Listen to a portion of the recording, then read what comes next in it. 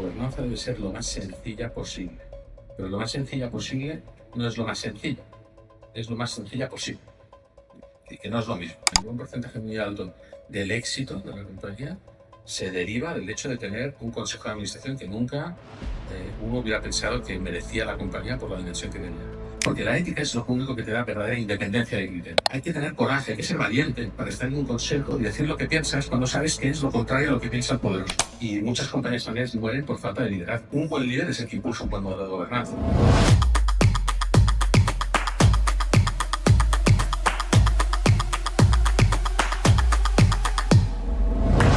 Ferran ha sido directivo en múltiples multinacionales, mucho sector telco, ¿verdad? Es miembro de consejos de administración pues, durante ya muchos años de su carrera. Además de eso, tiene una empresa familiar, en la que a día de hoy es segunda generación, es propietario. No es suficiente con eso, sino que además creo que pensaba jubilarse, pero decidió que en lugar de eso, mejor fundar Nexus Partners, ¿no? Nexus Partners Group, que ahora seguro que hablaremos. Además de eso, es socio en Cremades Carlos Sotelo y creo que compaginas todo esto con inversiones habiendo fundado otros proyectos y invertido a través de un family office en múltiples proyectos. Y en mis ratos libres me dedico a dar charlas y algún programa de formación en alguna escuela bastante conocido. Bueno, pues muchas gracias por venir con nosotros. La verdad que es un placer poder contar contigo en el evento. Y agradezco también, aprovecho para agradecer a Eusebio Martín, que nos ha presentado, es la persona que nos ha presentado, el propietario de Xgran, que no ha podido estar hoy porque estaba de viaje y me ha dado mucho coraje que después de presentarlo no pudiese salir hoy, pero bueno, por lo menos con algo de él. ¿Te parece si arrancamos? Porque el tema del gobierno corporativo, alguna persona al decir que vamos a hablar del gobierno corporativo me decía, pero eso que tiene que ver con la FINE. Yo creo que hay elementos que son muy importantes que creo que merece la pena que le dediquemos un rato. ¿Te parece si nos hablas un poquito de qué es esto de la gobernanza del gobierno corporativo, pues un poco de manera genérica para luego ir afinando? Claro. Bueno, como os comentaba, ¿no? Esto de la gobernanza corporativa, del gobierno corporativo, es una cosa que en los últimos años ha ido cogiendo un poquito de tracción, ¿no? Pero que nadie sabe muy bien lo que quiere decir, ¿no? Y además normalmente el enfoque es un enfoque regulatorio, ¿no? Es un enfoque de cumplir con la ley. Cuando alguien oye hablar de gobierno corporativo piensan en las cotizadas, ¿no? Y en sus comisiones, en sus CNRs, ¿no? Las comisiones de nombramiento y selección, y las comisiones de auditoría, y toda la parte de compliance, de cumplimiento normativo, que obviamente pues, también es muy importante, y las compañías reguladas y las cotizadas pues, tienen un peso relevante para dar con eso, ¿no? Mi enfoque es totalmente distinto, ¿no? Yo soy un bicho muy raro en este despacho porque soy socio del despacho, pero ni siquiera soy abogado. Todo el mundo se cree que soy abogado, pero no soy abogado, ¿eh? Yo soy AD. Pero cada año, por ejemplo, doy un programa de gobernanza, unas sesiones sobre gobernanza, en un programa de la Harvard Law School, ¿no?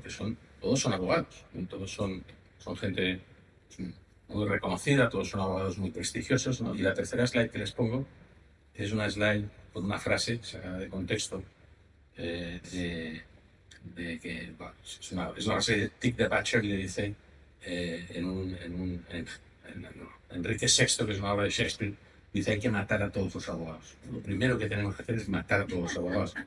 Y lo digo aquí en un despacho de abogados para que no me oye nadie, porque lo digo para despertarles y provocar, pero en el fondo lo digo también porque efectivamente cumplir la ley es muy importante, pero el enfoque, cuando solo se trata de cumplir con la ley, se pierde la mitad o mucho más de la mitad de la película, ¿no? Yo digo que la ley sirve para no hacer mal las cosas, pero ninguna compañía hace grandes cosas solo con no hacer mal las cosas, ¿no? El enfoque debe ser de generación de valor. La mayoría de los sistemas de gobernanza corporativa, la mayoría de los consejos de administración, luego seguro que me preguntaréis, pero esto es para mí, que soy una pyme, bueno, podemos hablar de eso también, ¿no? Pero la mayoría de los sistemas de gobernanza corporativa, los consejos de administración no sirven, no funcionan, están mal diseñados, dan trabajo, en vez de dar valor, ¿no?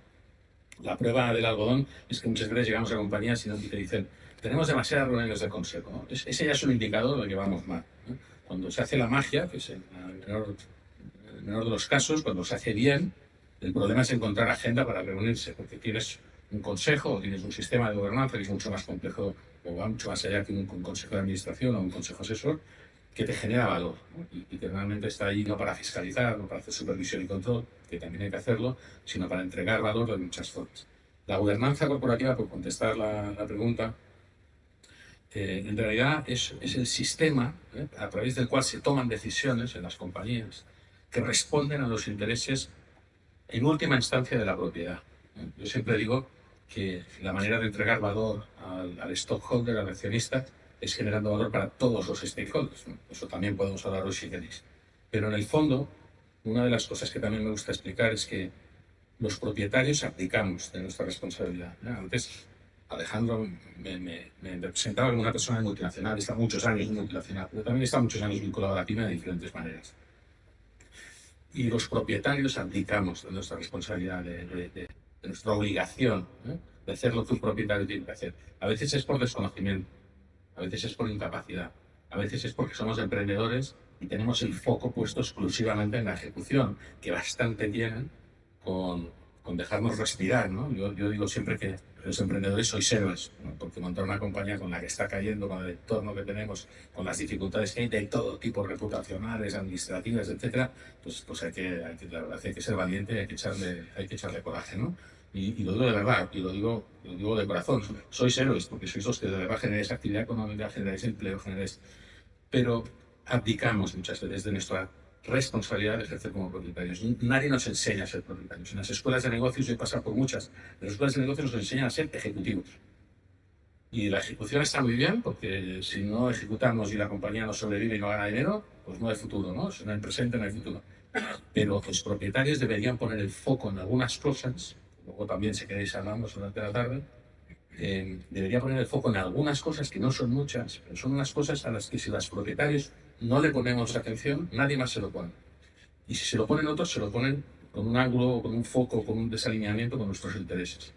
Para eso es para lo que sirve un sistema de gobernanza corporativa, en definitiva, para tener una buena estrategia corporativa y que se lleve a cabo, ¿no? Para poner foco en algunas cosas y hacerlo normalmente de manera colegiada, aunque la gobernanza puede ser autocrática. Tenemos un ejemplo de cuando dices que abdicamos de nuestra responsabilidad de propietarios.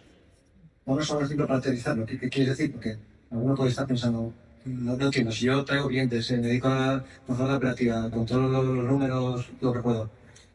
Sí, yo puedo ser un poco crítico, ¿eh? O sea que paradme y levantad la mano o lo que queráis, ¿no? Para que me explique. Mira, voy a intentar ajustar mi discurso al público que tenemos hoy sentado aquí, ¿no? Que entiendo que sois todos empresarios, o la mayoría sois emprendedores, empresarios, ¿no? Que gestionáis una compañía donde pelearse con el día a día es bastante complicado, ¿eh? Es decir, yo digo también siempre que la mayoría de las compañías ya están muertas. Y que vosotros sigáis vivos es un milagro. Una compañía que tiene éxito, luego podemos hablar de qué quiere decir el éxito, ¿no? Pero una compañía que sobrevive, que gana dinero y crece, es un milagro. Ya digo, el 99,99% de las compañías ya están muertas, lo que pasa es que nadie se acuerda de ellas. Y todos los que estamos aquí como compañías ya nos estamos muriendo. Somos ranitas en una cazuela que se está cociendo. Entonces, compañías que hagan muy bien las cosas hay muy pocas.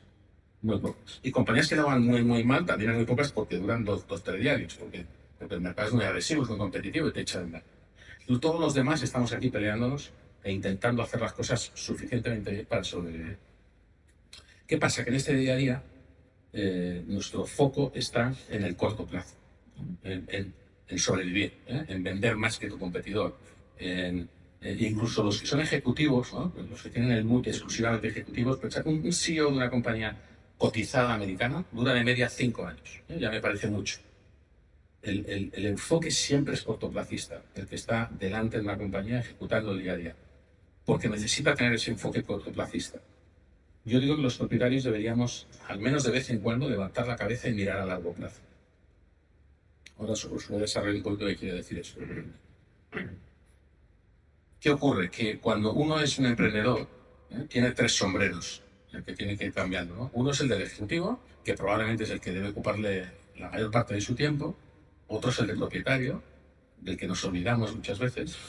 Y otro es el de padre o madre de familia, ¿eh? Porque todas las empresas cuando empiezan, en el fondo son empresas familiares. Uno no percibe que es una empresa familiar y que no tiene los problemas asociados a las empresas familiares hasta que entramos en segundas o terceras generaciones. Pero en el fondo, cuando alguien emprende, al final tiene una compañía donde la propiedad está concentrada en manos de una familia, ¿no? Y lo que pasa es que tiene un modelo de gobernanza pues, autocrático. Autocrático, por cierto, no quiere decir mal, ¿no? Autocrático viene de trato, ¿no? que es poder, ¿no? y auto, ¿no? De uno solo. Es decir, es el que el sistema de gobernanza autocrática es aquel que en el que alguien no tiene que ponerse de acuerdo con nadie para tomar decisiones. Esto es por naturaleza el sistema de gobernanza de todos los emprendedores. La autocracia puede ser buena, puede ser paternalista, hay muchos tipos de autocracia. Esto no es política. En la política, la democracia la hagamos todos como el mejor de los modelos. Las compañías no son democracias, son normalmente autocracias. Pero a veces hay sistemas de gobernanza que son colegiados, que son más complejos, más sofisticados, menos eficientes, pero más potentes. También hablaremos de eso. ¿Qué quiere decir poner foco como propietario a algunas cosas ante las que normalmente olvidamos? Que era la pregunta que, como veis, cojo el micro y no lo suelto en nada. Pues fundamentalmente son 6 cosas. Son 6 cosas.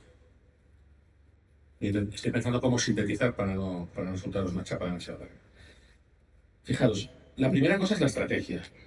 Pero la estrategia hay que ponerle apellido para que se entienda. Yo estuve muchos años vendiendo estrategia y yo siempre digo que sofisticábamos el lenguaje para venderla más cara. Tú también vienes de la estrategia, ¿eh? Pero en el fondo la estrategia es algo relativamente sencillo. Tiene que ver con pensar más o menos a largo plazo y utilizar una serie de herramientas o instrumentos para ordenar esos procesos de reflexión y de tomar decisiones. Pero la estrategia, al menos ese es mi discurso, tiene 3 apellidos y es muy importante ponérselos para entender la diferencia. La estrategia de negocio, la estrategia competitiva, el how to win, el porter de turno, ¿no? el cómo hago para vender más que mi competidor, ¿no? Y ganarle en el mercado, eso es de los ejecutivos. Eso va, en vuestro caso, cuando os ponéis el sombrero ejecutivo, eso es algo que tiene que ver con factores exógenos y de corto plazo, eso es el día a día. Eso es lo que tenéis que hacer cuando tenéis el gorro ejecutivo. La estrategia corporativa responde más a factores endógenos, ¿no? A cómo soy yo como propietario y a temas de mucho más largo plazo. Por ejemplo, la manida misión o propósito, que ahora se llama, ¿no? Es decir, ¿para qué estamos aquí? ¿No? En el fondo, técnicamente quiere decir a qué stakeholders les queremos entregar valor y de qué manera. O la visión, ¿cuál es mi ambición como propietario? ¿Quiero multiplicar mi compañía por 5, por 50, por 500? Lo que hay que hacer es muy distinto para hacer una cosa u otra. ¿O cuál es mi estrategia de crecimiento? ¿Es orgánica o es inorgánica? Y si es orgánica, ¿cuáles son los vectores de crecimiento? ¿Es el territorio? ¿Es el offering? ¿Es la cadena de valor? Hay unas cuantas preguntas de estrategia que son de estrategia corporativa, que son de largo plazo. Y que son decisiones donde el error no lo vamos a ver hasta dentro de unos años, pero que van a tener un impacto muy fuerte. A diferencia de una cosa táctica o de estrategia competitiva, yo si me equivoco con el precio, vendo yogures y me equivoco con el precio, pues no pasa nada. En 2 semanas he visto que me pasa de precio, que aquello no se vende, el cambio del precio y el impacto es muy bajo. Pero si me equivoco entrando en un territorio, por decir algo, el impacto puede ser muy grande y lo voy a tratar de ver. Las decisiones que responden a la estrategia corporativa de largo plazo son decisiones que debe pilotar la propiedad. Y las debe pilotar. Eso no quiere decir que un propietario sea experto en estrategia. El que sabe fabricar ladrillos normalmente es experto de fabricar ladrillos, no en estrategia. Pero bueno, te puedes apoyar en gente de tu equipo, en consultores, lo que sea. Pero lo importante es que tú pilotes la estrategia corporativa, porque la estrategia corporativa además es un input para la estrategia de negocio. Tienen jerarquía. Y no al revés. ¿No? Hay compañías que no tienen estrategia corporativa, tienen una estrategia corporativa. Tienen una estrategia de negocio, pero no corporativa. Y todos los ejecutivos rellenan el blanco. Y por encima de la estrategia corporativa hay otra estrategia, que es la patrimonial. Aquí podríamos estar un buen rato hablando, eso os interesa a todos. Es un triángulo sistémico entre 3 conceptos, que es valor, generación de valor, liquidez y riesgo. Fijaros, si yo quiero generar mucha liquidez en mi negocio, probablemente sea a costa de valor, de generación de valor. Si quiero generar valor a largo plazo, probablemente repartiré pocos dividendos, ¿no? Y reinvertiré en mi negocio. Si quiero hacer las 2 cosas, quiero generar mucho valor y mucha liquidez, probablemente tendrá que ser a costa de mucho riesgo. Pero si quiero poco riesgo, probablemente tendré poco valor y poca liquidez. No sé si me estoy explicando. Es sistémico. Cuando estiro por un lado, se mueve por el otro. Cuando tengo varios accionistas en una compañía, a veces hay visiones distintas que generan conflictos. Esos temas que tienen que ver con la estrategia de largo plazo, estrategia patrimonial corporativa, es donde la propiedad debería poner el foco y no dejarlo en manos de los ejecutivos. Ese es uno de los 6 temas. Si queréis sigo con vosotros. A mí me parece muy interesante porque primero has hablado mucho de cómo tenemos que salir del día a día y de hacer el trabajo para pasar a gestionar. Ese es muchas veces nuestro debate, nuestro foco de próximos a 12 meses tengo que dejar de hacer para pasar a gestionar. Y hoy venimos a hablar un poco del siguiente paso, ¿no? No quiere decir que haya que mañana pasar de 0 a 100 grados, ¿no? Pero sí quiere decir que tenemos un tercer nivel, no es simplemente paso de hacer yo el trabajo o de estar en el mínimo detalle a gestionar y delegar y demás, sino que hay un tercer nivel que es yo pensando en el largo plazo y pensando en qué va a ser esta compañía, pues eso, a 10 años vista y lo que hablas de riesgo versus liquidez versus retorno, no es menor, si reflexionamos sobre ello, ¿no? ¿Qué pasa si no pensamos en temas de gobernanza? ¿Qué tipo de implicaciones tiene? Si podemos pensar en empresas pequeñas, ¿qué pasa si no pensamos en esto mucho? No sé si sabéis quién es Ted Bundy. Ted Bundy era un psicópata que mató a 35 o 40 personas en los años 70 en Estados Unidos. Y costó mucho dar con él, ¿no? Porque nunca estaba en la escena del crimen, era un tipo que no parecía un psicópata, ¿no? Y yo digo que la falta de gobernanza es el Ted Bundy de las compañías. Muchas compañías se mueren por falta de gobernanza y como ya están muertas, pues nadie se preocupa de hacer la autopsia, ¿no? De ver por qué murieron, ¿no? Pero la falta de gobernanza, que en el fondo quiere decir no tomar buenas decisiones desde la perspectiva del largo plazo, de aquellas cosas que afectan a la propiedad. Estamos hablando de la estrategia, pero hay otras, la cultura, los riesgos, hay un montón de cosas que son muy relevantes, ¿no? Al final te llevan a morir. Yo sé que hay compañías que bastante trabajo tienen con sacar la cabeza para respirar, ¿no? Entonces es muy difícil realmente ponerte a pensar en las cosas que son verdaderamente importantes, pero no urgentes, porque la urgencia te come lo importante. El problema es que cuando esperamos a que lo que es importante y todavía no es urgente se convierta en urgente, pues a veces es demasiado tarde. Hay muchas. Os voy a poner un ejemplo que os podría afectar. Imaginad que vosotros sois pimeros, ¿eh? Pero las pymes, hay compañías que tienen vocación de ser toda la vida pequeñas y hay compañías que no, que lo que quieren es crecer, que ahora son pequeñas o medianas, pero lo que tienen es vocación de crecer. Yo trabajo para 3 perfiles de clientes, ¿no? Uno de ellos son emprendedores de hecho, gente que les va bien. Y muchas veces me encuentro en una situación, por poner un ejemplo muy concreto, ¿no? Donde me viene un emprendedor y me dice, oye, mira, estoy negociando la entrada de un fondo de inversión en mi compañía que me quiere meter 100 millones o 50 o 200 millones de euros y tomar una participación en mi compañía. Me dice, y quiero tener un sistema de gobernanza porque me estoy dando cuenta en el proceso que al final voy a tener que, hasta ahora era yo el que decidía, pero resulta que va a entrar alguien, va a poner dinero y aunque no coja una mayoría de control, tiene muchas cosas a decir y en los pactos de accionistas me van a obligar a tener mayorías de control para defender sus intereses, etc. Entonces me dicen, quiero diseñar un sistema de gobierno corporativo. Digo, pues ya vas tarde. Empiezo un sistema de gobierno corporativo por simplificar, montar un consejo de administración, un consejo fiduciario, un consejo asesor, no se hacen 2 telediarios, en 2 tardes, eso tarda bastante. Pero es verdad que si tú no tienes un sistema de gobernanza corporativa puesto en tu compañía, cuando viene el inversor y entra, te impone el suyo como un rodillo. Y entonces pierdes el control sobre muchas cosas. Entonces, si tú ya tienes un buen sistema de gobernanza, esto es una motivación táctica, en realidad esa no debería ser la motivación para poner un sistema de gobernanza. Estoy dando un ejemplo concreto, práctico, de por qué es importante tener un sistema de gobernanza en una situación, en una casuística concreta, que es cuando viene un inversor y entra. Porque si yo ya tengo el sistema de gobernanza, mi posición de partida en la negociación es muy distinta. Pero lo más importante no es eso, lo más importante es que si, por ejemplo, yo necesito gasolina para correr, o para crecer, yo necesito capital, necesito hacer fundraising, capital raising para mi compañía, es muy probable que yo de eso no sepa, pero que sea un reto muy importante para mi compañía. Y entonces tener a alguien en mi consejo que de eso sabe, genera un valor brutal. Yo os digo una cosa, yo no soy financiero, yo estudié ADE, pero no soy financiero. Y a mí me costó durante muchos años de ver lo mal que se hacían consejos, y me costó ver el ángulo de generación de valor de los perfiles financieros en los consejos. Porque hay dos tipos de financiero, ¿no? El que pone el foco en ver los estados financieros, en hacer supervisión y control y ver los balances del P&L y los KPIs y tal, que esto es mirar hacia adentro y hacia atrás. Esto es como conducir mirando por el retrovisor. Yo siempre digo que el parabrisas es más grande Pero hay otro perfil de financiero, ¿no? Que es el que es más sofisticado y te ayuda a entender qué es lo que necesita un inversor, que en el fondo es lo mismo que necesitas tú, porque lo que buscas es retorno sobre tu inversión, y te ayuda a tomar buenas decisiones que, aunque no quieras vender tu compañía o no quieras que entre nadie, son súper potentes para ti. Y ese ángulo financiero, el que no es financiero no lo ve, no es capaz de verlo. Aprovecho para comentar, si no lo había al principio, que Ferran ha escrito un libro que se llama El arte del buen gobierno. No podremos cubrir una serie de puntos, pero hay muchos otros puntos que creo que se pueden complementar con el libro, ¿no? Intentando aterrizar, yo tengo una empresa con 5 empleados. ¿Qué puedo hacer ahora mismo? Pues no voy a montar un consejo de administración, me pilla un poquito pronto, ¿no? ¿O no?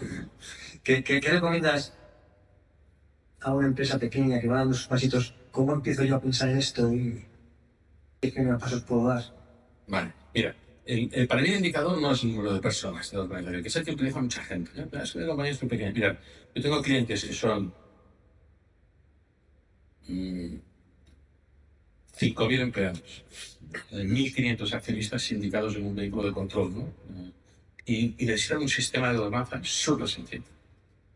Tienen un consejito con muy poquitas personas y es suficiente esa compañía. Y luego tengo una compañía que son literalmente 9 empleados, 9, y necesitan un nivel de sofisticación de la gobernanza corporativa que es espectacular, ¿no? Porque al final son 9 empleados de una sociedad holding que tiene varias verticales con participadas en diferentes compañías. Una compañía necesita una sofisticación, insisto, en la gobernanza que la hace mucho más compleja. Yo siempre digo que la gobernanza debe ser lo más sencilla posible, pero lo más sencilla posible no es lo más sencillo, es lo más sencilla posible, que no es lo mismo. Entonces, lo que parece el perogrullo, sí, no es lo mismo. Entonces, hay compañías, fijaros, voy a intentar explicar algo. Voy a volver un momento al punto de la gobernanza autocrática o la gobernanza colegiada. Porque cuando hablamos de un consejo estamos hablando de gobernanza colegiada. Estamos hablando de que hay varias personas y yo, que soy el dueño de la compañía, pues tengo que, al menos transitoriamente o temporalmente, ceder parte del poder. De las juntas generales de accionistas, las decisiones se toman en base a la representación de la participación, pero los consejos, sobre todo si son fiduciarios, las decisiones se toman en base a un voto de una persona. Por lo tanto, si yo soy el dueño único de la compañía y monto un consejo de administración, si es un advisory es distinto. Un consejo asesor, si es un consejo fiduciario, toma decisiones, realmente cedo el poder, ¿no? Y hay muchos empresarios y muchos colegas que eso no les gusta, no quieren, les da miedo, ¿no? Y a veces lo que hacemos, por ejemplo, es montar un advisory, un consejo asesor, perdón, transitorio, que estamos durante un par de años funcionando como si fuera fiduciario hasta que uno le pierde el miedo y acaba viendo las ventajas, ¿no? Porque hay alguna diferencia entre un consejo asesor y un consejo de administración formal. Entonces, cuando uno es pequeño, tiene una compañía pequeña, dice, bueno, se justifica, ¿no? Merece la pena que yo tenga un consejo de administración, ¿no? Entonces, cuando alguien se hace esa pregunta, es porque todavía no ha hecho el clic, ¿no? Y está viendo el consejo de administración como un coste. Está viendo el consejo de administración como una carga. Yo os prometo que he visto compañías donde, de verdad, un porcentaje muy alto, no puedo decir el 100%, un porcentaje muy alto del éxito de la compañía se deriva del hecho de tener un consejo de administración que nunca uno hubiera pensado que merecía la compañía por la dimensión que tenía. Pero depende mucho de la ambición. Fijaros, os pongo otro ejemplo que se entiende mucho mejor a nivel ejecutivo. A veces la gente me dice, yo tengo una compañía que facturo, me invento, 10 millones de euros. Y se me ha ido el director financiero. Voy a buscar un director financiero nuevo, y te hace el briefing, y busco un tipo que venga de una compañía parecida, de 10 millones. Ya, pero tú lo que quieres es convertir esta compañía en una compañía de 100, ¿no? Pues probablemente el que te lleve a los 100 sea alguien que viene de ahí, un director financiero que viene de una compañía de 100 millones. Y bueno, pues que no me lo puedo permitir. Bueno, otra cosa es cómo hacemos que le brillen los ojos para que venga a este proyecto y deje una compañía de 100 para venirse a una de 10. Pero lo que quiero decir es que cuando uno tiene la ambición de ser algo, hace las cosas para ser ese algo, y eso es lo que te acaba, es procrastinar, si queréis, pero es lo que te lleva a ser esa compañía. Si haces las cosas como una compañía pequeña, serás siempre una compañía pequeña. La gobernanza puede ser algo verdaderamente diferencial. Pero vuelvo a decir, que me estoy yendo de tema, pero vuelvo a decir, la gobernanza puede ser no necesariamente es un consejo. No puede tener una gobernanza autocrática y ser el único. Pero lo más importante es que vosotros, como propietarios de vuestra compañía, hay ratitos que tenéis que dejar de pensar en modo ejecutivo y poneros el gorro de propietarios y pensar a largo plazo y ponerle foco a una serie de cosas. Si vosotros pensáis que os sentís cómodos trabajando esas varias cosas a las que le tienes que poner foco a propietarios solos, hacedlo solos. Yo a veces hablo con propietarios y les digo, no montes un consejo porque es que además te vas a hacer daño. Porque hay consejos terribles, que son de palmeros, solo sirven para engordarle el ego al poderoso, ¿no? Y esos son terribles, ¿no? Pues, si lo quieres hacer bien y estás convencido de que un consejo es verdaderamente potente, es más caro, es más ineficiente que tomar las decisiones tú solo. Pero nadie es más inteligente que la suma de inteligencias alrededor de una mesa. Si eres capaz de gestionar unas cuantas inteligencias y egos potentes alrededor de una mesa, eso muchas veces marca la diferencia. Es una inversión. ¿Podéis darnos un número? ¿Número de consejeros? No. ¿Cuánto cuesta un consejo de administración? Oh. ¿Cuánto cuesta un consejo de administración? Esta es una muy buena pregunta. Mira, te voy a contestar. O sea, no es un número, para empezar. O sea, por ejemplo, hay cosas muy contraintuitivas. La gente piensa que cuanto más grande es una compañía, más paga.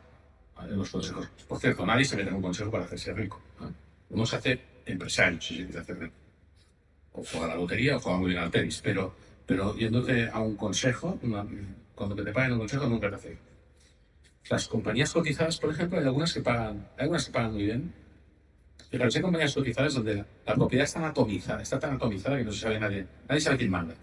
Estas son compañías que trabajan por y para los ejecutivos. Estas se juegan en otra división y a mí realmente no me interesan poco estas compañías.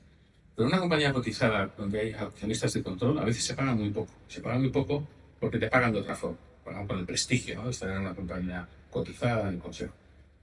Hay estudios, si los queréis, yo os los puedo mandar, hay estudios muy bien hechos, ¿no?, que cruzan diferentes variables, ¿no?, país, industria, tipo de compañía, privada, o sea, y cruzan muy bien. Entonces, mira, una compañía de 10 millones de euros en esta industria, en este país, paga de media esto. Hay muchas formas de pagar, Lo más habitual es que si el consejo es fiduciario, hay un retainer, hay un coste, una cifra fija anual, que tiene que ver con la responsabilidad, porque no es ninguna broma estar en un consejo de administración. Desde que cambió la ley de sociedades de capital, muchos consejeros acaban en la cárcel. No os quiero asustar, pero se acaba en la cárcel porque hay responsabilidad penal. Y luego normalmente hay una attendance fee, ¿no? Hay un fee por reunión, ¿no?, de existencia, pero hay muchas otras formas de pago. Si buscas bien, puedes tener gente con mucho talento por coste, a veces incluso cero. Vamos a verlo desde el otro lado. Es decir, yo me paso muchas veces atendiendo a gente que me dice, oye, yo quiero estar en consejos de administración, ¿no? O sea, vosotros sois empresarios, pero los ejecutivos, que tienen una vida más o menos corta, profesional, y digo más o menos corta porque hoy, con 50 años, te vuelves transparente en el mercado de los ejecutivos. A nadie gusta los de 50, ¿no? Porque para tener uno de 50 que está pensando en jubilarse, pues me pillo uno de 40 que es más barato, ¿no? Y seguramente lo hace con más ganas. Pero es que a los 50 nos quedan un montón de años. Y cada vez nos van a quedar más años, ¿no? Entonces, mucha gente se está dando cuenta de que puede tener una segunda vida profesional que no es ejecutiva, es no ejecutiva, es estar en los consejos, ¿no? Entonces, mucha gente me pregunta, me dice, oye, ¿qué hago yo para meterme en un consejo? Y claro, la respuesta es compleja porque hay que hacer muchas cosas y tampoco se hace de hoy para mañana. Y además hay mucha gente que no entra en consejos de compañías. Pero una de las cosas que yo les digo es, para estar en consejos hay que estar en consejos. Aunque parezca Eso es como buscar trabajo. Hay que buscar trabajo desde el trabajo. Los headhunters no cogen a nadie del paro. Cogen a la gente que está trabajando. Entonces, si tú quieres estar en un consejo, métete en el primer consejo que puedas. A lo mejor no es la compañía que más te interesa, pero es una compañía interesante donde tú puedes aportar valor y coges experiencia. Otra cosa es que puede haber buenos o malos profesores, hay consejos que funcionan bien y consejos que funcionan mal. Pero hay mucha gente dispuesta a estar en consejos por muy poco dinero o incluso por nada, insisto. Para una pyme, el consejo asesor no es como una buena idea. Previo a consejo de administración suena un poco fuerte para tener una empresa pequeña. Consejo asesor suena mucho más amigable. No sé si es acertado la hipótesis. Vale, dos reflexiones al respecto, ¿vale? La primera es verdad que en un consejo asesor es más fácil encontrar gente con muy poquito dinero o incluso con coste. En un consejo de administración uno incurre en responsabilidades. O sea, aparte de ese retainer que os decía, tiene que ver con eso. Y es más, si uno hace bien los deberes, no entra en ninguna compañía sin hacer un poquito de due diligence, ¿eh? Y de entender lo que ha hecho. Voy a poner un ejemplo, una anécdota. Hace unos años yo entré como dominical, no sé si todo el mundo sabe lo que son dominicales. Hay tres tipos de consejeros, los ejecutivos y los no ejecutivos, y dentro de los no ejecutivos hay dominicales e independientes. El dominical es el que está ocupando una silla de consejo por su condición de propietario o representando a un propietario. Y el independiente es totalmente diferente. Yo entré como dominical en una compañía, en un grupo bastante diversificado, pero su core business era toda la cadena de valor del sector eléctrico, generación, distribución, comercialización. Bueno, entré en esa compañía representando a un accionista. Y lo primero que hice de entrar en la compañía fue pedir, y lo tenía que haber hecho de hecho antes de entrar, ¿no? Lo hice ya dentro. Y pedí el compliance plan, o sea, que me dieran el informe de cumplimiento normativo. Y me dijeron, no existe. Y entonces impulsé que lo hicieran.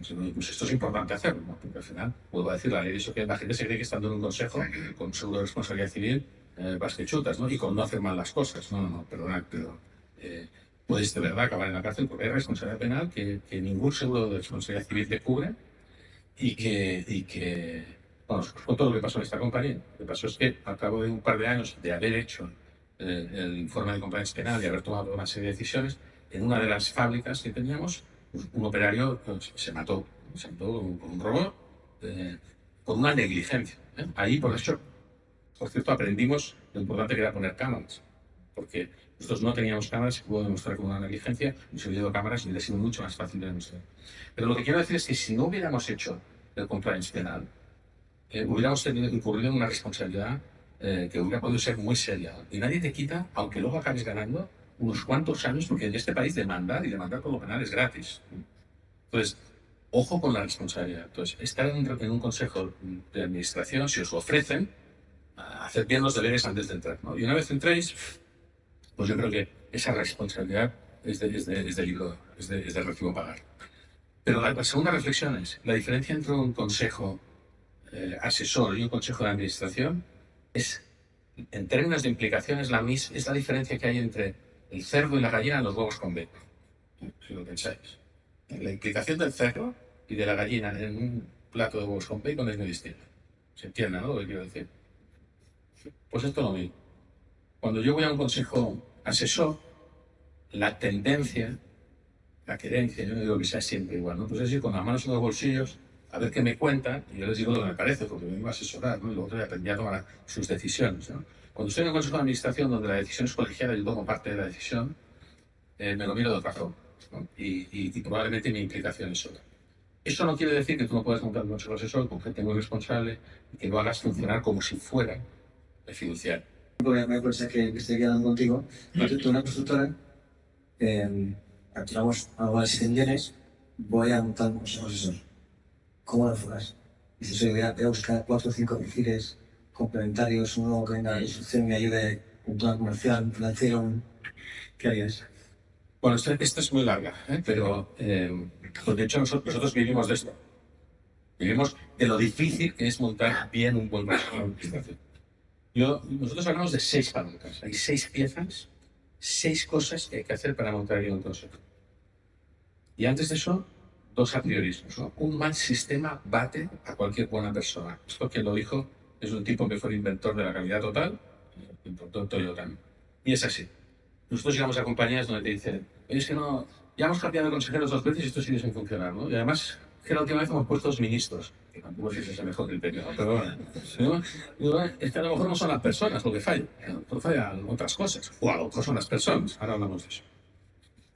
La segunda reflexión es que, por desgracia, esto es más complicado de lo que nos gustaría, ¿no? La mente humana está pensada para simplificar y siempre intentamos atribuir el éxito o el fracaso de las cosas a un solo factor, pero esto es multifactor, es más complicado. Es como un equipo de música. Yo siempre digo, un equipo de música lo mejor que suena es lo mejor que suena el peor de sus componentes. No sé si se entiende. Esto un amplificador así, da igual los altavoces que tenga, que yo no va a sonar. Si el amplificador es enorme, pero los altavoces son chiquititos, pues no va a haber caja acústica de más como otros nombres. Entonces, las 6 piezas tienen que funcionar, las 6. Si hay una que no funciona, aquello no va a funcionar. Y muy poca gente tiene esas 6 piezas en la cabeza cuando monta el juego. Leo los titulares y si os interesa entrar en alguna, la desarrollamos. Hay 4 que tienen que ver con el hardware del sistema. Una es, ¿para qué quiero el board? Parece una estupidez, pero os aseguro que no hay nada más fácil que ponerle la cara roja a los miembros de un consejo de administración preguntándoles por separado para qué están ahí. Es flipante. O sea, es claro, cuando la gente tiene visiones distintas de para qué está allí, tiene objetivos diferentes, tal, aquello no funciona. Y es de perogrullo. Y es una reflexión relativamente fácil, pero hay que hacerla y grabarla fuera. ¿Para qué quiero mi sistema? Hay gente que dice, yo quiero un board para vender más. Bueno, no te digo que no pueda servir, que la gente del board no te ponga su network a disposición de la compañía, pero ese es un colateral. En realidad debe servir para cosas que solo se pueden hacer a través del consejo, ¿no? Entonces, hay que tener muy claro para qué quieren. La segunda pieza es la estructura. Lo más sencilla posible que damos. La estructura quiere decir qué piezas necesita el público. Un board y ya está, o necesito un double tier board, o necesito un board de holding y luego de otras compañías, o necesito un fiduciario y un advisor. ¿Cuál es la estructura? ¿No? ¿Qué objetivos de cada pieza? ¿Cuáles son las subpiezas? Hay un trade-off entre amplitud y profundidad. Los consejos hay pocas horas. Si quiero hablar de muchas cosas, las voy a mirar con muy poca profundidad. Eso es peligroso. Y si quiero trabajarlas con mucha profundidad, no puedo hablar de muchas cosas. Y la manera de romper eso es con comisiones, y eso es sofisticar el sistema. La tercera pieza tiene que ver con las funciones. No para qué, sino qué hago en el consejo. Consejo, como un ejemplo para que se vean el extremo. Hay consejos que son de supervisión y control. Se pasan el día mirando números, estados financieros, balances, KPIs, cuadros de mando, ¿no? Y hay otros que son de direccionamiento estratégico, ¿no? Que se pasan el tiempo mirando hacia el futuro y hacia afuera. Hay 8 o 9 cosas, os he citado 2, hay 8 o 9 cosas que se pueden hacer en un consejo. Lo importante no es elegir, sino darles peso y ver cómo eso evoluciona en el tiempo, porque esto no es una foto fija y las necesidades de la compañía van cambiando. La cuarta pieza es el método. El método es lo más fácil. El método es cómo planificamos los contenidos, que se tienen que planificar, no porque las agendas sean complicadas, sino porque si quieres debates de calidad, las cosas hay que trabajarlas, no puedes ir a las reuniones del consejo con las manos en el bolsillo. Y también pensar en lo que ocurre antes, durante y después de las reuniones. Por poner un ejemplo, yo hablo siempre de la información que se le manda al consejero, no la documentación, sino la información. Tan malo es inundarle de papeles que no se valen, como no mandarle nada o mandárselo un día antes, ¿no? Al final hay que mandar información que es relevante para tomar decisiones y para trabajar. ¿Qué ocurre durante la reunión? ¿Cómo generamos esa seguridad psicológica para que se tomen reflexiones y la gente se pueda sentir vulnerable y no tener miedo a equivocarse en un consejo? ¿O qué pasa con la accountability de las decisiones que se toman y luego no ocurren? Todo eso tiene que ver con el método. Esas son 4 piezas. Las 2 más difíciles y más bonitas son las que vienen de Snooks, ¿no? Que son el liderazgo y las personas.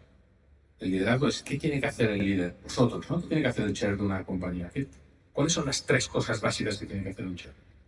Y la tercera son las personas. Las personas pueden hablar de muchas cosas, cómo se les pagan, cuáles son sus responsabilidades, pero lo más importante es cómo se las selecciona.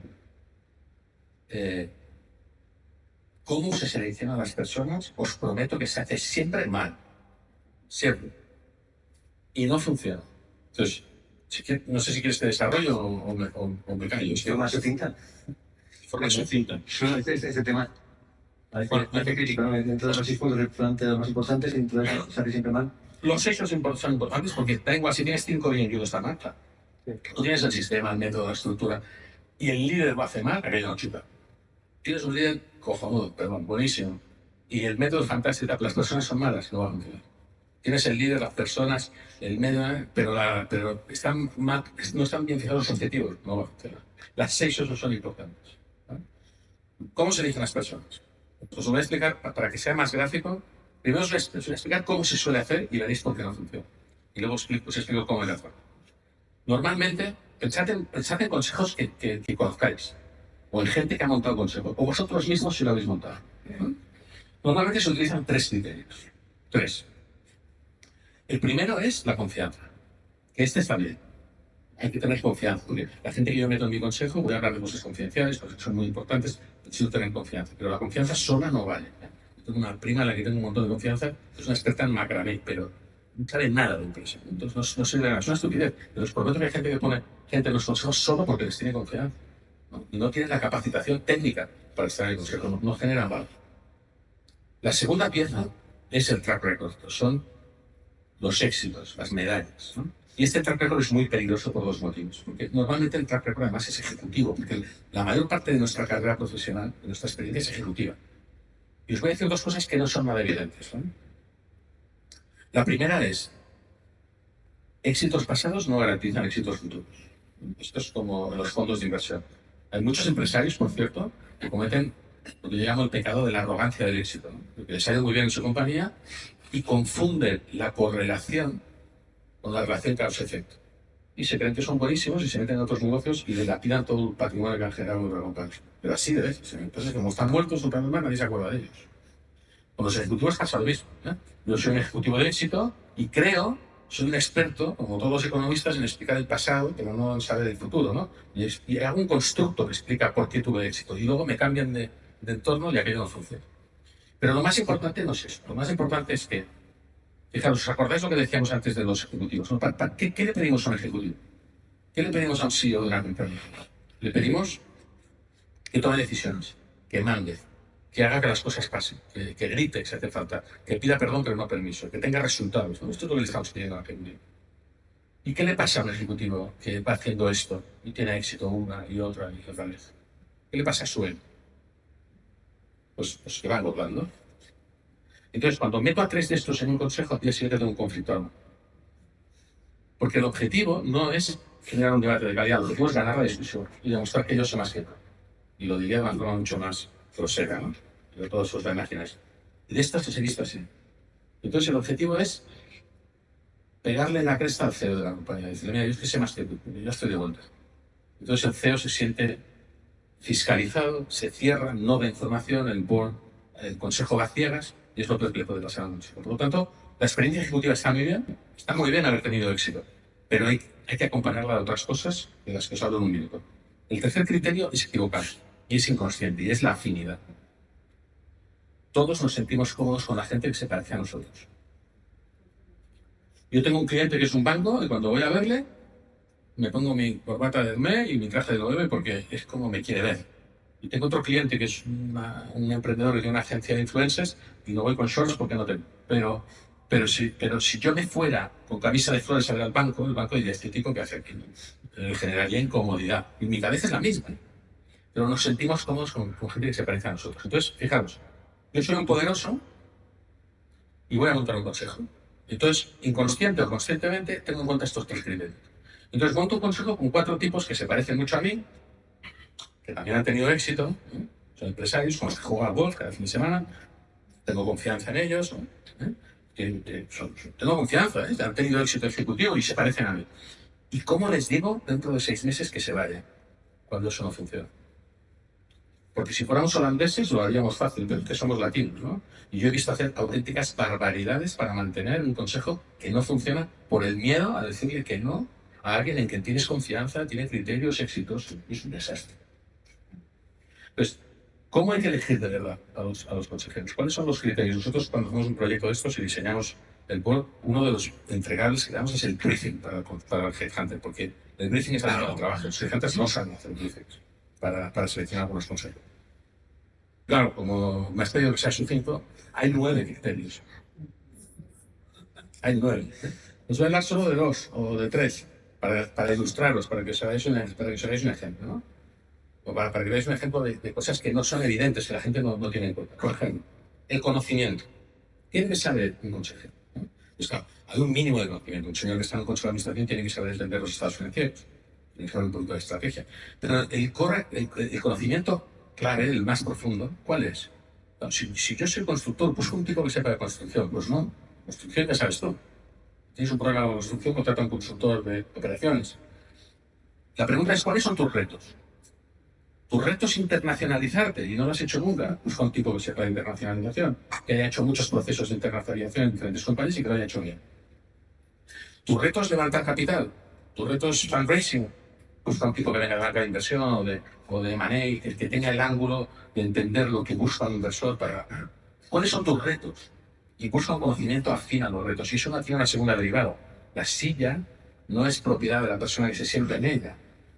Las posiciones son efímeras. Tú estás ahí mientras generas valor. Y si se supera el reto que has sido, deja la silla para otro, ¿no? Y eso es algo que se habla antes de entrar. Otro ejemplo de criterio de selección. Otro que no es nada obvio. La ética. ¿Por qué la ética? No porque haya que hacer bien las cosas por integridad, que también, sino porque la ética es lo único que te da verdadera independencia de criterio. Fijaros, hay que tener coraje, hay que ser valiente para estar en un consejo y decir lo que piensas cuando sabes que es lo contrario a lo que piensa el poderoso. el que te ha invitado a entrar en el consejo. O decir lo que tú piensas cuando es en contra de lo que piensa la mayoría del consejo. Y lo único que te da verdadera independencia de criterio es la fibra ética, porque nos pagan para decir lo que pensamos, no lo que creemos que quieren oír. Porque si no, convertimos al poderoso en un rey desnudo, ¿no? Ese que se rodea de gente que solo le dice lo que quieren. Y eso te lo da la fibra ética, no los millones que tengas en un banco, ni lo mucho ni lo poco que te paguen. Otro ejemplo son todos los soft skills, ¿no? Entonces decíamos, el ejecutivo, es muy importante tener experiencia ejecutiva, pero hay que tener capacidad de escucha activa, de empatía, de pensamiento crítico. Nosotros hablamos de 10 soft skills que son súper importantes y que no lo son en el mundo ejecutivo o no lo son tanto. Y un último ejemplo. ¿Me permites un último ejemplo? Mira. Muchas veces me preguntan, ¿qué piensas del tema de diversidad, ¿no? Diversidad e inclusión de las mujeres, ¿no? Que hay unas cuantas aquí, en los consejos de administración. Yo tengo un discurso que no sé si es políticamente correcto, pero yo lo que explico es, digo, mira, hay dos maneras de atacar eso. Uno es, desde la perspectiva macro, yo entiendo que el legislador tiene que impulsar, tiene que tomar políticas que llevan a cambiar una situación que es incorrecta, ¿no? Que no debería ser la que es, ¿no? Y si no se impulsa desde la administración y no se empuja, las cosas tardan mucho. Desde la perspectiva micro, el análisis es distinto. Hay estudios técnicamente muy bien hechos, son irrefutables, que demuestran que a más mujeres, más generación de valor en los consejos. Estoy hablando de compañías cotizadas durante decenios en Estados Unidos, donde es fácil medir cómo crece el valor de la acción. Y hay una correlación directa. Más mujeres, más valor. Punto. Irrefutable. Ahora, eso no quiere decir que las mujeres seáis más listas o tengáis más experiencia. Lo que quiere decir es que añadís un ángulo de diversidad que es relevante. Porque la mitad del mercado son mujeres. La mitad de los empleados son mujeres y los consejos son de hombres. Por lo tanto, cuando añades una mujer, añades un ángulo de diversidad que es relevante. Pero eso es un ángulo de diversidad, hay muchos otros. Si yo soy una compañía europea y me quiero ir a Asia, lo que tengo que hacer es poner un asiático de verdad, no un tío con los ojos así. Alguien que se ha formado, o sea, que ha nacido, que se ha criado en Asia. Es que no es lo mismo. Y eso tiene que ver con la inclusión. La inclusión es otra cosa, no es diversidad. Pero la inclusión sin la diversidad sin inclusión no sirve de nada. La verdad que la profundidad del tema es remarcable. Me gustaría si podemos pasar unos minutillos hablando de la empresa familiar y porque creo que es otro melón que podemos estar dando un par de horas, imagino. ¿Qué complejidad añadida a todo lo que hemos hablado hasta ahora? ¿Qué complejidad añadida tiene la empresa familiar? ¿Qué debemos pensar? Vamos, en tu libro hacer referencia a los 7 posibles papeles, ¿no? Que me parece muy interesante esa reflexión. Pues mira, la complejidad toda. O sea, mira, una compañía no familiar tiene un grado de complejidad altísimo, porque gestiona una compañía y es muchísimo. Pero cuando le añades la complejidad de la empresa familiar, la multiplicas con el Stanford que decía, es más difícil criar a un adolescente que llevar un cohete al alumno. Porque llevar un cohete al alumno es rocket science, o sea, es ciencia, es 2 más 2, esto acaba de ocurrir. Es laborioso. Criar a un adolescente, los chavales vienen sin manual, ¿no? Pero eso es porque todas las personitas somos personitas, todos somos raros, ¿no? Entonces, ¿qué pasa en la empresa familiar? En la empresa familiar pasan muchas cosas, ¿no? Una de las que pasan, que son más relevantes, es que la carga emocional impide el diálogo racional. Es más importante quién dice algo que qué dice. Eso es tremendo, ¿no? Porque genera una incapacidad de alinearnos de manera racional que genera unos conflictos brutales. Yo hablo siempre de que la anticipación, las familias también se gobiernan. Se gobiernan las empresas, pero las familias también se gobiernan. Y muchas compañías familiares mueren por falta de liderazgo. Un buen líder es el que impulsa un buen modelo de gobernanza. Las familias se gobiernan. Hay muchísimas cosas a decir, porque está toda catalando. Yo tengo una experiencia, yo me dedico a esto por propósito. Entonces, yo soy hijo, o sea, os voy a contar la anécdota porque me parece que es muy relevante. A mí me parieron para ser el director general de una empresa familiar. Mi padre era un empresario y yo era el pequeño de 5 hermanos. Y él me designó por lo que fuera para que yo fuera el director general de la compañía. Y ahí empezaron los problemas con mis hermanos. Ahí empezaron los problemas. ¿Sabéis cuándo se empezaron a resolver los problemas? Cuando mis hermanos pusieron un abogado para el señor que triste, ¿no? Pero el abogado su bicicleta no había sido más grande que la mía, ni más pequeña. Y con el abogado me entendían de maravilla, porque eligieron bien. Podían haber elegido mal y hubiéramos acabado mal. Eligieron bien. Porque yo acabé con el control político de la compañía. Y yo acabé vendiendo la compañía. sin querer vender y teniendo el control político. Yo podría no haberla vendido, la vendí para que no nos matáramos entre los hermanos. Y está muy bien vender una compañía cuando la quieres vender, no cuando la vendes porque no tienes más remedio. Muchas compañías familiares acaban destrozadas y nadie se acuerda de ellas una vez más porque están muertas. Otras acaban vendidas, lo menos malo que te puede pasar. Otras acaban reconcentradas. Muy pocas son capaces de crecer de manera sana como una familia empresaria, que no es lo mismo que una empresa familiar. Voy a seguir desarrollando esto porque me parece interesante si os interesa. Fijaros, ¿cuál es la diferencia entre una empresa familiar y una familia empresarial? Yo os voy a contar como yo la veo. Una empresa familiar no se elige, tú eres una empresa familiar. Todos los emprendedores sois empresa familiar, aún no os habéis dado cuenta, pero lo sois. Y por cierto, ningún empresario, todas las primeras generaciones deberían sentar las bases de la gobernanza, ninguna lo hace. Porque claro, como yo, propietario, que nunca he tenido problemas en ponerme de acuerdo con nadie, porque soy yo conmigo mismo, ¿no? Es un modelo de gobernanza autocrático, ¿eh? Y soy el padre de familia. ¿Cómo va a ser un problema que yo les dije a mis hijos una compañía que gana dinero, de la que hemos vivido estupendamente? Pues siempre acaba siendo un problema. ¿O no? Pero no lo vemos. Es que es de una miopía terrible, pero es así, ¿no? No lo vemos, ¿no? Entonces, no se dejan sentadas las bases. Y yo siempre digo que lo importante es ponernos de acuerdo en cómo nos pondremos de acuerdo cuando no estemos de acuerdo. No sé si se entiende. Puedo repetirlo despacio, pero... Porque cuando uno se quiere poner de acuerdo con un problema que ya está encima de la mesa, es imposible. Hay que hacerlo antes. Si queréis llevaros un consejo de esta tarde, anticipaos. No esperéis a negociar con vuestros hermanos cómo va a entrar la tercera generación en la empresa, cuando ya los hijos macho ADE y el otro es arquitecto. Porque estáis poniendo nombres y apellidos y ahí no os vais a poner de acuerdo. Es mucho más fácil cuando los niños tienen 4 años. Entonces, ¿qué pasa? Fijaros en una empresa familiar. Una empresa familiar es una empresa donde, insisto, no se elige. Tú eres una empresa familiar porque hay 1, 2 o 3 familias que tienen el control. Y luego están o no implicados en la gobernanza familiar. En la primera generación, por supuesto, lo están. En la segunda, en la tercera, a veces sí, a veces no. ¿Qué hacen las empresas familiares? Todos habéis oído hablar del protocolo familiar, ¿no? Pues, la mayoría de mis clientes son empresas familiares porque la mayoría de las empresas son familiares, aunque mi foco es la gobernanza corporativa, no la familiar. A mí les ayuda. Muy poquito. Mira, protocolos familiares que sirvan de algo, como decía un amigo mío, contados con los dedos de una oreja. La mayoría de los protocolos familiares están metidos en un cajón, no sirven para nada. Porque lo importante del protocolo no es el documento. Los abogados vienen al final. Lo importante del protocolo es el debate. Y la mayoría de los protocolos, pensadlo bien, fíjate, ¿qué hace un protocolo familiar? Por ejemplo, regula cómo se van a incorporar las siguientes generaciones. ¿Y por qué hace eso? Voy a ser un poco bestia, ¿eh? ¿Por qué regulamos los criterios para que las siguientes generaciones entren en la compañía? Para defender a la familia de sí misma, para defender a la empresa de la familia, para que los que no sean buenos no entren y no hagan daño. Se trata de que pongan la mano a final de año, pero dejemos que solo los buenos colaboren en que la compañía crezca y gane dinero. ¿Se entiende, no? Es así de fácil. Otra cosa que hace un protocolo, generar mecanismos de liquidez para no tener rehenes. O sea, yo siempre digo, mira, la familia no se elige, te toca. Pero yo puedo elegir con quién hago negocios, y con quién me voy de vacaciones. ¿Y quién me obliga a mí a tener que seguir con mis hermanos si no me llevo bien? Eso no tiene que ser una condena. Ojalá nos llevemos bien, no hablaremos de las familias empresariales.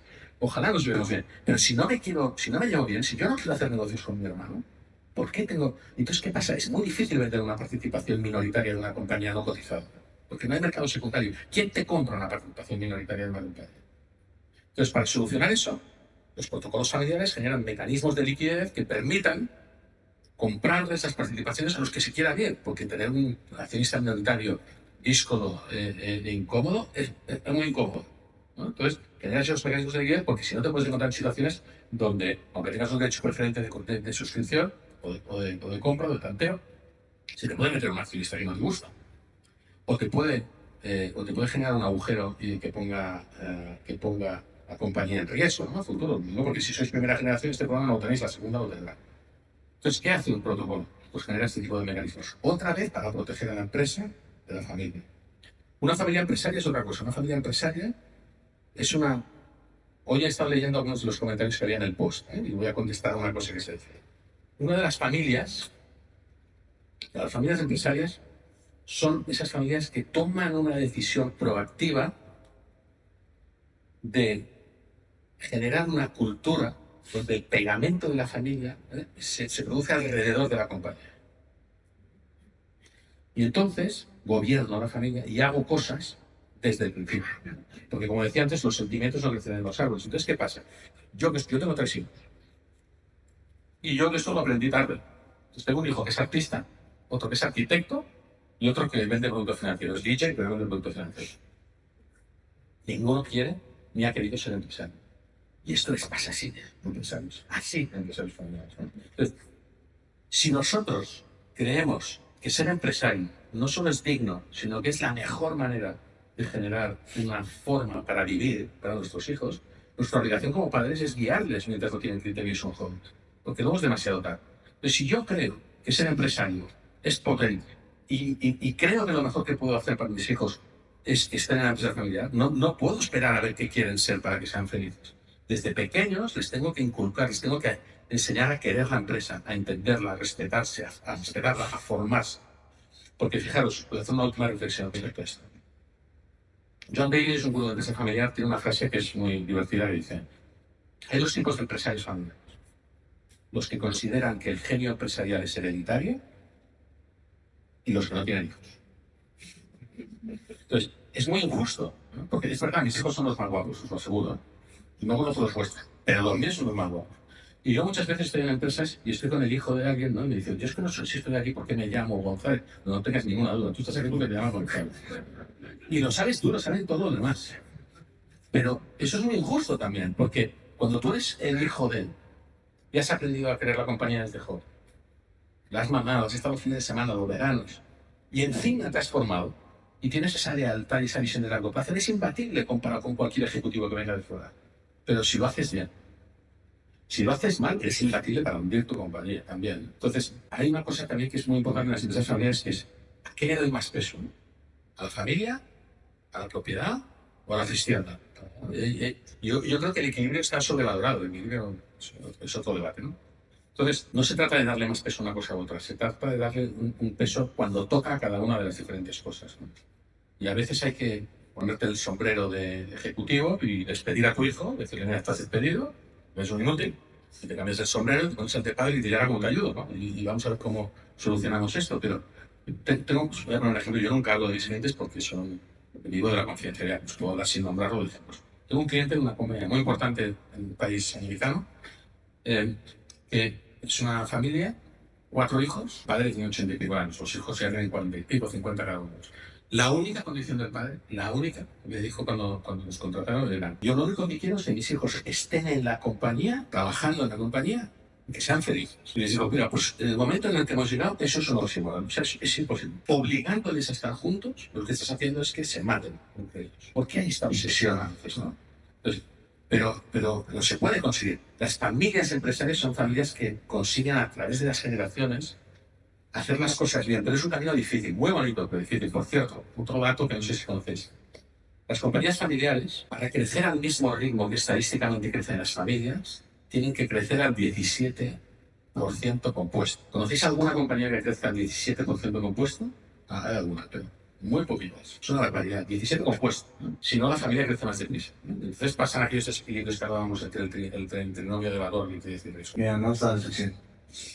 Yo, si te parece, podemos estar aquí hablando de todos los puntos que nos hemos dejado por el camino. De los 9 hemos visto 3, de los 6 hemos visto 2. Si te parece, lo dejamos aquí y yo. Y algunos aquí haya unas preguntas. Claro, encantado.